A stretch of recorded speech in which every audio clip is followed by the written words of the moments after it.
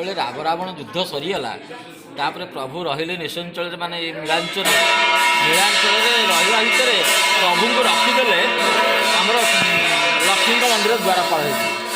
ଆପଣ ଲକ୍ଷ୍ମୀଙ୍କ ମନ୍ଦିର ଭିତରେ ପଶିଗଲା ଭିତରେ ଏପଟକୁ ହନୁମାନ ଏପଟେ ନୃସିଂହ ଯେଉଁପଟେ ହନୁମାନ ଅଛନ୍ତି ସେଇଠି ପ୍ରଭୁ ଥିଲେ।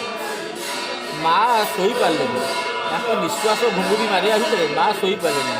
ସିଏ ଆସିକିରି ମା କହିଲେ ଜଗନ୍ନାଥଙ୍କୁ ଯେ ତମେ ଯେଉଁ ପ୍ରକାର ହନୁମାନଜୀକି ମୋ ପାଖରେ ରଖିଲ ସିଏ ବର୍ତ୍ତମାନ ତାଙ୍କ ଘୁଙ୍ଗୁଡ଼ି ନିଶ୍ୱାସରେ ମୁଁ ଶୋଇପାରୁନି, ଏଣୁ କରିକି ତାଙ୍କୁ ଟିକେ ଆଉ କେଉଁଠି ଟିକେ ସ୍ଥାନାନ୍ତର କରିଦେଲେ ହୁଏତ ମୁଁ ଟିକେ ଶୋଇପାରିବି।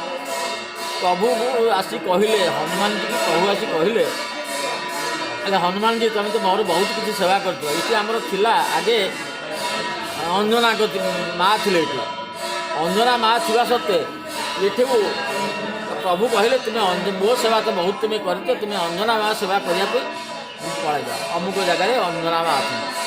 ତେଣୁ କରିକି ସିଏ ବର୍ତ୍ତମାନ 2.5 ପାଉଣ୍ଡରେ ଆସିକିରି ଏଠି ଆସି ପହଞ୍ଚିବ। ତାଙ୍କ ପାଇଁ ମନ୍ଦିରଟି ସୌନ୍ଦର୍ଯ୍ୟ ହୋଇଥିଲା।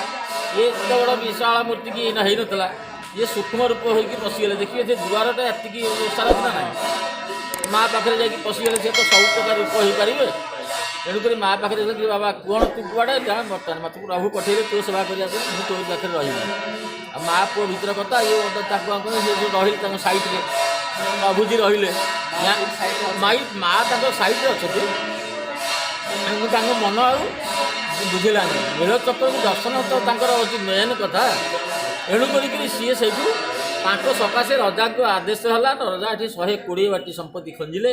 ତାଙ୍କର ସବୁ ଅନ୍ନପ୍ରସାଦ ଯାହା ନୀତିକାନ୍ତି ଯାହା ସବୁ ଜଗନ୍ନାଥଙ୍କର ହୁଏ ଏଠି ଛୋଟ ଆକାରରେ ମଧ୍ୟ ହେଇପାରୁଛି। ସେଇ ଧୂପ ସେଇ ନୀତି ସେଇ କାନ୍ତି ସବୁ ହେଉଛି। ହଁ ହେଉଛି। ତାପରେ ସେ ଗୋଟେ ଝରକା ଖୋଲାଗଲା। ଆପଣ ଦେଖିଲେ ସେ ପୂର୍ବ ପଟକୁ ଝରକାଟେ ଖୋଲା, ତାଙ୍କ ଗୋଟେ ନେତ୍ର ନୀଳଚକ୍ରକୁ ଯାଉଛି। ଇଏ ହେଉଛି ଆମର ଦକ୍ଷିଣ ପଟ ଦ୍ୱାର। ଇଏ ଦକ୍ଷିଣ ପଟକୁ ଗୋଟେ ଲଙ୍କାକୁ ତାଙ୍କର ଗୋଟେ ନେତ୍ର ପଡ଼ିଛି। ଲଙ୍କାରେ ବିଭୀଷଣର କାର୍ଯ୍ୟକଳାପ ସବୁ ତ କରିଦେଇକି ଆସିଛନ୍ତି ନା, ଲଙ୍କାକୁ ଗୋଟେ ନେତ୍ର ନୀଳଚକ୍ରକୁ ଗୋଟେ ନେତ୍ର ପଡ଼ିଛି। ତଥାପି ତାଙ୍କର ମନ ବୁଝିଲାନି। ଏ ଯେଉଁ ଲାଞ୍ଜ କଥା କହୁଥିଲେ ସେ ଲାଞ୍ଜ ଏ ତଳେ ତଳେ ତଳେ ତଳେ ଯାଉଥିଲା। ଯିବା ଭିତରେ ବରୁଣୀ ଅରୁଣୀ ପାହାଡ଼ ଯେଉଁ ଖୋର୍ଦ୍ଧା ପାଖରେ ଅଛି, ସେଇ ପାହାଡ଼କୁ ସେ ଭିଡ଼ିକି ଆଣିକିରି ଏଠି ସ୍ଥାପନ କରିକିରି ତାରି ଉପରେ ହିଁ ବସିକି ପ୍ରଭୁ ନୀଳଚକ୍ରକୁ ଦର୍ଶନ ପାଇଥାନ୍ତି। କିନ୍ତୁ ବାଟରେ ଯାଉ ଯାଉ ଜଣେ ଚାଷୀ ତାକୁ ହଳ କରୁଥିଲା। ସେ ହଳ କରିବା ଭିତରେ ସେ ତା ଲଙ୍ଗଳ ମୁନ ବାଜିଲା। ବାଜିବା ଭିତରେ ସେ ସେଇଠୁ ରକ୍ତ ରୁଧିର ବାହାରିଲା। ଏ ବଡ଼ ଆଶ୍ଚର୍ଯ୍ୟ ଗଲା, ମୋ ଭିଟା ମାଟି ମୁଁ ତ ଏମିତି କେତେ ବର୍ଷ ଏମିତି ମୋ ବାପା କରୁଥିଲେ ମୁଁ କରୁଛି, ଏମିତି ଦୃଶ୍ୟ କେବେ ଦେଖାଯାଏନି। ବଳଦଙ୍କ ଦେହରେ ବୋଧେ ବାଜିଗଲା କି ଲଙ୍ଗଳ ଫଙ୍ଗଳ, ଦେଖିଲା ସେ ବଳଦଙ୍କ ଦେହରେ ଦେଖିଲା ସେ ବଳଦଙ୍କ ଦେହରେ କୌଣସି ଆଘାତ ନାହିଁ। ସେ ସେଠୁ ବର୍ତ୍ତମାନ ଦେଖିଲା ମାଟି ଖଣ୍ଡେ ସେଠି ଆଡ଼ିଗଲା ଭିତରେ ଗୋଟେ ପଥର ଦେହରୁ ଗୋଟେ ରକ୍ତ ଗୋଟେ ବାହାରୁଛି। ସେ ପଥର ଦେହରେ ରକ୍ତ ଗୋଟେ ବାହାରିବା ଭିତରେ ସେ ସେଠୁ ବଡ଼ ତାଜିବେଲା ହଳକୁ ଫୁଟେଇଲା। ଗାଁକୁ ଆସି ତା ଗାଁଟା ସେଇଠି କାଣ୍ଡବଦା ମନାପୁର ବୋଲିକା ଗୋଟେ ଗାଁ ସେଠି ଅଛି। ସେ ଗାଁ ଭିତରକୁ ଆସିକି ପଚାରିଲା ଗାଁ ବାଲାଙ୍କୁ। ସେ କହିଲେ ବଡ଼ ଆଶ୍ଚର୍ଯ୍ୟ କଥା, ଆମ ମଉଜାକୁ ଗୋଟେ ବିପତ୍ତି ପଡ଼ିଲା କି? ଯାହା ଭାବିକି ସେମାନେ ଗଲେ ଦେଖିବା ପାଇଁ ତ ସେ ବର୍ତ୍ତମାନ ସେଇ ଦୃଶ୍ୟ ହେଉଛି। ରକ୍ତ ବନ୍ଦ ହେବାର ନାହିଁ, ଚାଲିଛି। କ'ଣ ହେବ କ'ଣ ନାହିଁ ଆମର ମଫସଲ କଥା। ଇଏ ସେଠୁ ନାମ ସଂକୀର୍ତ୍ତନ ସେଠୁ ଗୋଟେ ଆରମ୍ଭ କଲେ।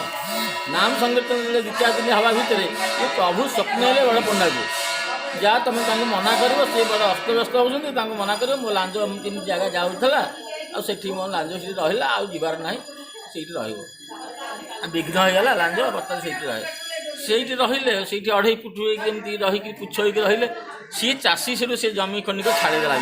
ତା ପାଖାପାଖିରେ ଯେତେ ଜମି ଥିଲେ ସେମାନଙ୍କୁ ଛାଡ଼ିଦେଲେ। ସେଠି ଗୋଟେ ପଡ଼ିଆ ହେଇକି ଦେଖିଥିବେ ଯେତେକ ଜମି ସବୁ କେହି ସେଠି ଆଉ ଚାଷ କରୁନାହାନ୍ତି, ସେ ଗୋଚର ହେଇକି ସେଠି ପଡ଼ିଛି। ଏମିତି ତାଙ୍କ ନୀଳା ବହୁତ ଅଲୌକିକ ନୀଳା ତାଙ୍କର ଅଛି। କହୁଥିଲେ ସରଣ୍ଡ ସବୁ